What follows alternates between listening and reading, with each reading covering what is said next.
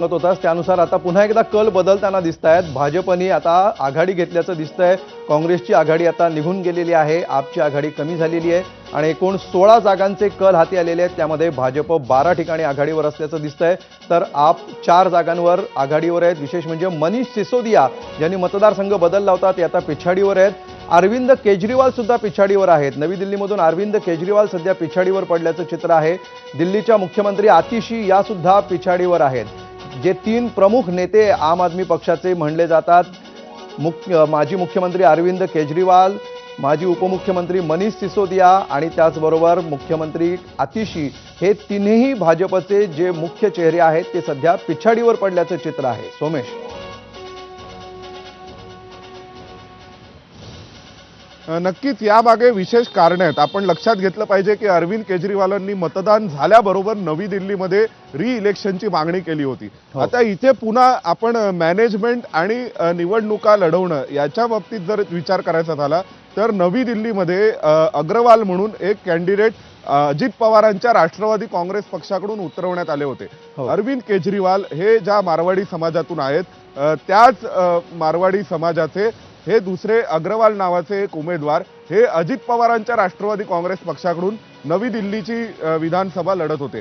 त्यामुळे इथे पुन्हा आपल्याला मॅनेजमेंट दिसते की अरविंद केजरीवालांची जी बनिया मतं आहेत, मारवाडी मतं त्यांच्या पाठीशी जाऊ शकतात, ती मतं मग ती 500 असो किंवा 1000 असो, ती सुद्धा कुठेतरी पळवण्याचा एक प्रकारचं तरतूद ही या ठिकाणी झालेली होती।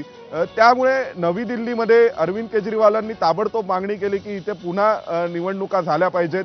मनीष सिसोदिया यांना स्वतःचा मतदारसंघ सोडून जंगपुराला जावं लागलं होतं, पण जंगपुरा हा सगळा भाग तो आहे जो दिल्लीच्या दंगलींमध्ये, म्हणजे विशेषतः CAAच्या दरम्यान ज्या दिल्लीमध्ये दंगली झाल्या त्या सगळ्या दंगलींमध्ये होरपळून निघालेला भाग हा जंगपुरा आहे। त्यामुळे स्वाभाविक तिथे भाजपचं हिंदुत्वाचं कार्ड कदाचित चालू शकतं आणि अल्पसंख्याकांच्या मतांनी जर साथ दिली तर कदाचित मनीष सिसोदिया निवडून येऊ शकतात।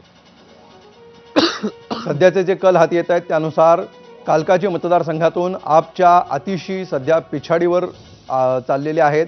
आपचे तिन्ही बडे नेते पोस्टल मतमोजणीमध्ये सध्या पिछाडीवर आहेत। काँग्रेसच्या अलका लांबा या कालकाजी मतदारसंघातून सध्या पिछाडीवर आहेत।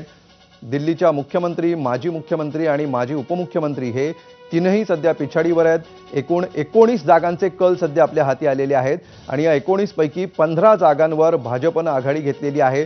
केवळ 4 जागांवर सध्या आपला आघाडी असल्याचं दिसतं आहे।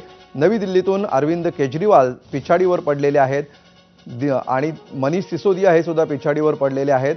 त्याचबरोबर मुख्यमंत्री आतिशी या सुद्धा सध्या पिछाडीवर आहेत। एकूण 20 जागांचे कल आता हाती आलेले आहेत आणि या 20 जागांमध्ये भाजपने आघाडी कायम ठेवलेली आहे।